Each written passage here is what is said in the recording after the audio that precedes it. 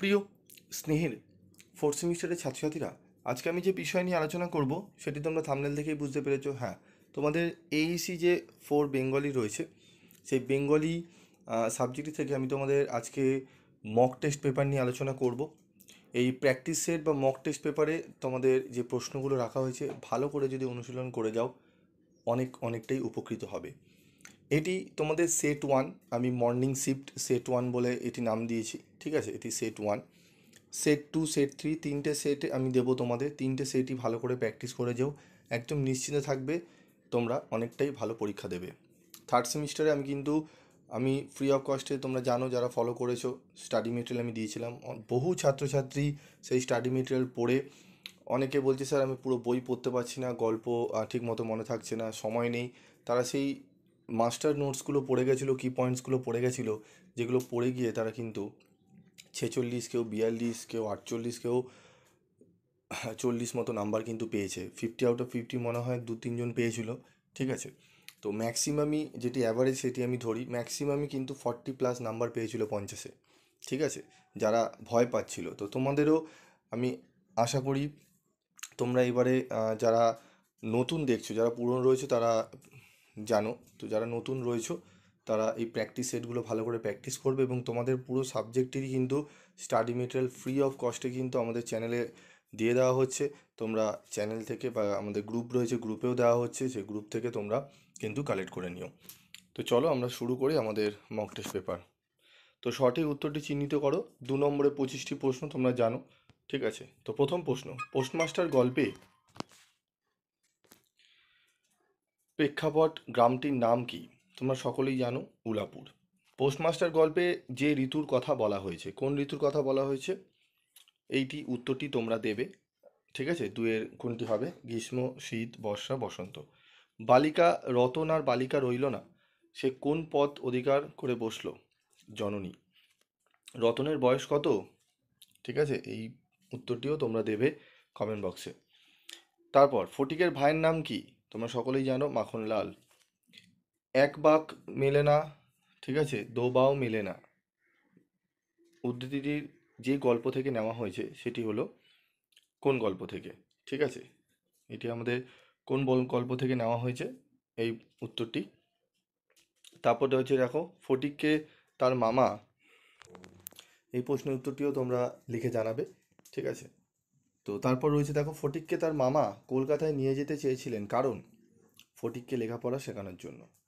রানীহাটের জমিদার ছিলেন কে? ঠিক আছে, সারদা শঙ্কর। কাদম্বিনীর শোয়ের নাম, শোয়ের বাড়ি কোথায় ছিল? নিশ্চিন্তাপুরে। কাদম্বিনীর শোয়ের নাম কি ছিল? যোগমায়া।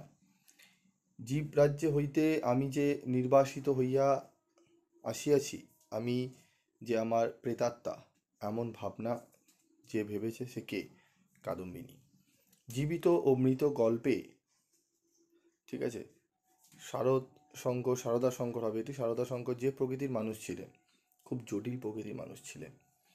পরবর্তী প্রশ্ন, বলাই গল্পে বলাইয়ের প্রীতি মূলত, ঠিক আছে, বৃক্ষপ্রীতি। বলাই শৈশব থেকেই মাতৃহারা। বলাই যে গাছের ছবি চেয়ে পাঠিয়েছিল, কোন গাছের ছবি? তোমরা সকলেই জানো, এই উত্তরটি শিমুল। চিত্ত যেথা ভয়শূন্য নৈবেদ্য কাব্যগ্রন্থের কত সংখ্যক কবিতা? 72। জাতিপ্রেম ছুটে চলেছে যার সন্ধানে মৃত্যুর। ক্ষমা যেখানে ক্ষীণ দুর্বলতা, সেখানে যা হতে হবে, ঠিক আছে, উত্তর হবে নিষ্ঠুর।